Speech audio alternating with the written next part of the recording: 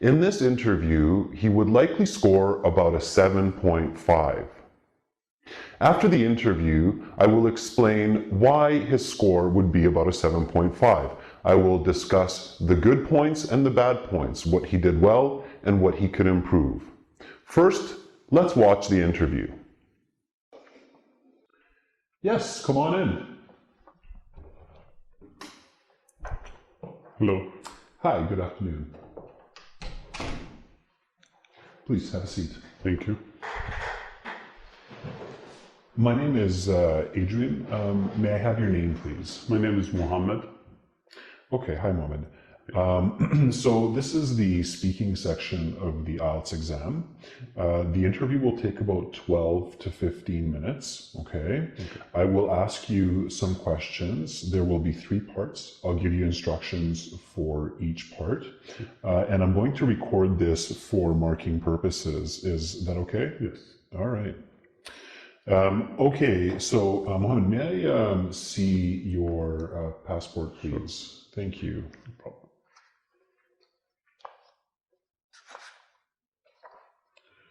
Okay.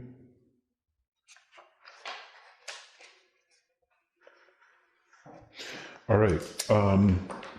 Here's your passport back. Thank you. And now we will begin with part 1. I'm going to ask you some questions on a general topic. Are you ready to begin? Yes, I am. Okay, so Mohammed, let's talk about your family. Do you have sisters and brothers? If so, how many? Yes, I come from a big family. I have 6 brothers and 4 sisters, and I am the second youngest in the family. All right. What was it like growing up in your family? I had a lot of fun growing up. Having many siblings means always having someone around to play with. And so as a child, I was almost never bored. Okay.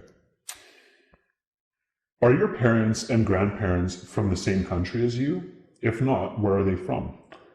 Just like me, my grandparents were also born in Saudi Arabia. My mother was also born there. However, my father was born in the United States during a time in which his father was studying in a university there. Why do you think family is important? My family, my family is my foundation. Life has lots of ups and downs, but family is the one part that remains constant no matter what. Okay. Is family life important in your country? I think family life is important in every country. So yes, it is important in Saudi Arabia. We are taught to respect and honor the people older than us and to teach and encourage those younger than us. Okay. That's the end of part 1. Now we will move to part 2. For part 2, I'm going to give you a card. The card will have some questions on it about a specific topic, okay? You're going to have 1 minute to prepare your answer. There's no paper in front of you. And here's a pen. You can take some notes if you'd like in the 1 minute. After your 1 minute preparation is over, I will give you 90 seconds to speak. I'll tell you when to start and when to stop, okay? So here's the card. Please keep it face down. Okay. Are you ready to begin? Yes, I am. Okay, so your 1 minute begins now. Go ahead, turn over the card and prepare.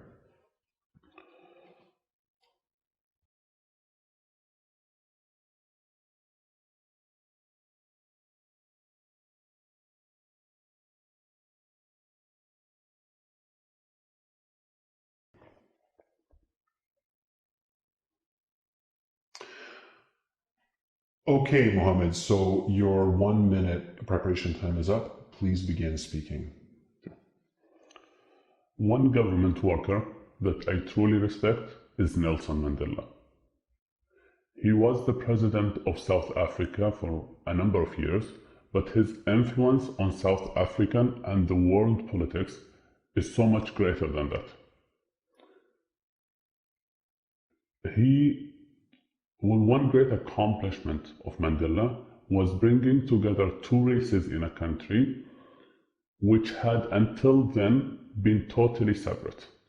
Achieving this unity took a lot of intelligence, determination, and years of hard work. Nelson Mandela was jailed for many years for protesting against the government.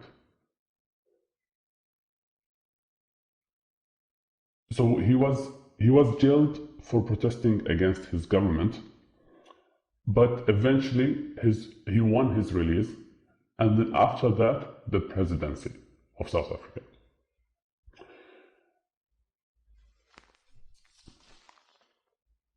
He made South Africa a better country. So I think there is a lot to be learned from a man like Mandela. First, the importance of determination. And second, the value of standing up for what one believes in. And third, I believe Mandela taught the world that anything is possible. From standing up for what he believed in, to being jailed, to being freed, and then leading a country to prosperity. So a man like Mandela is truly, or a man like Mandela truly deserves everyone's respect. Okay, very good. And the time is up, so we will now go to part 3, and I'm going to ask you some questions related to this topic. Are you ready to begin part 3? Yes, I am. Let's talk about government workers and respect. Do you believe government workers are as respected today as they were in the past? If not, what has changed to make them less respected? That's an interesting question. Are you asking if today's society respects politicians as previous generations did? Yes. Okay. Well, I think politicians are under increased pressure now due to the internet and social media. We know more about their lives. We know more about the bad things they might have done. So I think this could lead to decreased respect levels. Okay. Why do you think it is important for government workers to have the respect of society?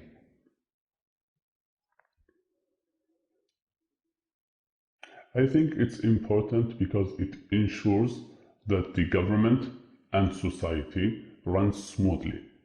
If government workers, such as politicians, are not respected, then the laws and the government might not be respected. Okay. Government workers can earn the respect of people in many different ways. What are 2 ways in which a government worker can earn respect? Yes, I think there are different ways to earn respect. One is by being honest with the public.